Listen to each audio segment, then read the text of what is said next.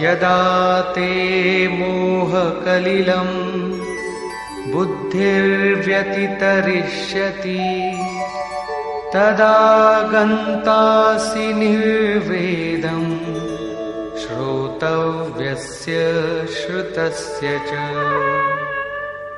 যখন তোমার প্রত্যেক সাধকের বুদ্ধি মোহরূপ কর্দম অতিক্রম করবে, লেশ মাত্র মোহ থাকবে না, অর্থাৎ পুত্র, ধন, প্রতিষ্ঠা এগুলির সঙ্গে যে সম্বন্ধ তা ছিন্ন হয়ে যাবে, তখন যা শ্রবণযোগ্য তা তুমি শুনতে পাবে এবং শোনার ফলস্বরূপ বৈরাগ্য উৎপন্ন হবে, অর্থাৎ তা আচরণ করতে সমর্থ হবে।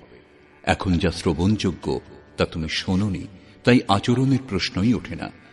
এই যোগ্যতার ওপর পুনরায় আলোকপাত করলেন।